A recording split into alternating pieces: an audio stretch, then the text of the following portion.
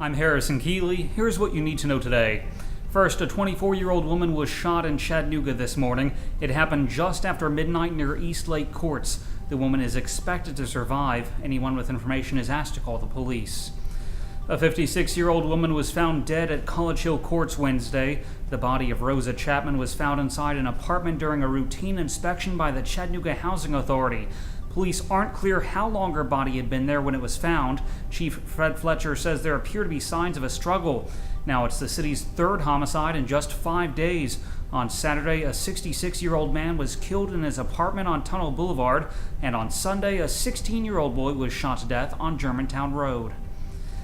2 teens were in a deadly car accident in Dade County Wednesday. Authorities say the boys were driving on Burkhalter Gap Road on Lookout Mountain when they struck a utility pole and a tree. The driver, 17-year-old Logan Chase Dodson, died at the scene. His passenger, 16-year-old Marcus Blake Shaw, was taken to Erlanger and is expected to survive.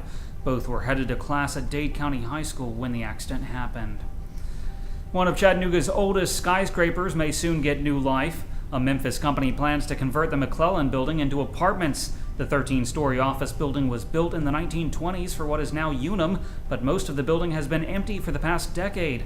Now $13 million will be spent to renovate it into 90 apartments. And a second phase could add a parking garage along with 30 more units. Work could begin this summer and take about 15 months. A Grundy County Sheriff's deputy has been charged with driving drunk. The sheriff says Joseph L. Greenwell had missed 3 shifts of work when the office decided to check on him. That's when a deputy spotted Greenwell in a vehicle and pulled him over. He's been fired from his job at the sheriff's office. A court date has not yet been set. The Tennessee House has voted to make the Bible the official state book. The bill is expected to come up in the Senate today. 19 senators are co-sponsoring the measure. It takes 17 votes to pass a bill into law. The Tennessee Senate has approved a mandatory 48-hour waiting period for women seeking to get an abortion. Doctors would also be required to tell women about the risks of abortion and let them know about other options like adoption. In addition, senators passed a bill to place stricter regulations on abortion clinics. The measures are expected to come up in the House today.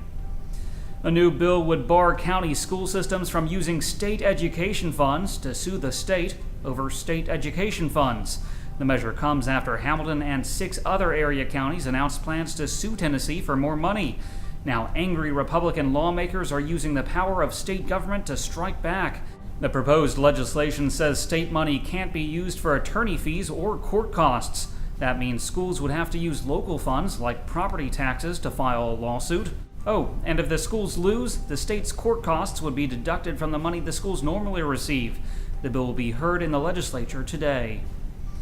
A bill more than doubling fines for not using seat belts is headed to Governor Bill Haslam. Fines for first-time violators rise from $10 to $20, and the cost for repeat offenders soars from $20 to $50.